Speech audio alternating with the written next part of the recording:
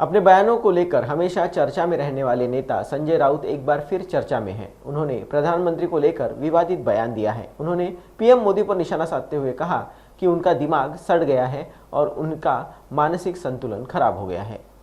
मुख्यमंत्र्यांनी का चुनाव आयोगाचा म्हणजे निवडणूक आयोगाचा पदभार सांभाळलाय का? हे जे मुख्यमंत्री आहेत तुमचे, हे आधीच सांगतात न्यायालयाचा निकाल आमच्या बाजूने लागेल। ये पहले ही बोलते हैं ना कि न्यायालय में तो हम जीतने वाले हैं। कैसे जीतने वाले हमको पता चला जब प्रधानमंत्री ही जाते हैं मुख्य न्यायाधीश के पास। तब कुछ भी हो सकता है इस देश में। ये कहता है कि चुनाव चिन्ह और शिवसेना हमको ही मिलेगी, उसका मतलब चुनाव आयोग आपके खिस्से में है, आपकी जेब में है। अब ये बताऊंगी तारीख, अभी ये तारीख हमको बताएंगे कि कब चुनाव होगा। चुनाव आयोग नहीं बता रहा है, ये बताएंगे हमको। ये देश की सभी जो संस्थाएं हैं, संवैधानिक संस्थाएं हैं, उनके जेब में है और ये देश के लिए यही तो बड़ा संविधान का खतरा है।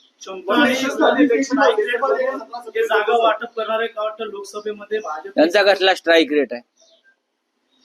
स्ट्राईक रेटच्या गोष्टी कराल तर तुमचा काय स्ट्राईक रेट आहे?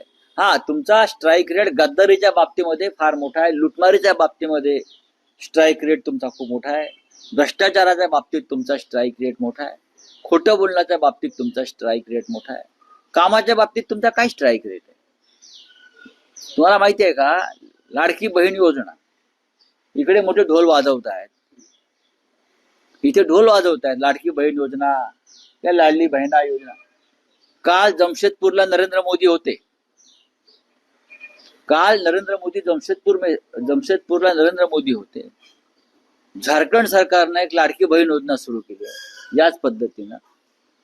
तेही लाडक्या बहिणींच्या खात्यावरती पैसे देतात। प्रधानमंत्र्यांनी लाडक्या बहीण योजनेवर टीका केली। अशा योजना बोगस, भंपक बरं का आणि बिनकामाच्या आहेत। हे प्रधानमंत्री झारखंड मधल्या लाडक्या बहिणीच्या योजनेवर बोलत असतील, त्याच पद्धतीनं महाराष्ट्रात सुद्धा मग ही योजना बोगस, भंपक आणि बोगस आहे म्हणायला पाहिजे। म्हणजे दुसऱ्या राज्यात जर लाडक्या बहिणींसाठी कोणी काम केलं तर ते बोगस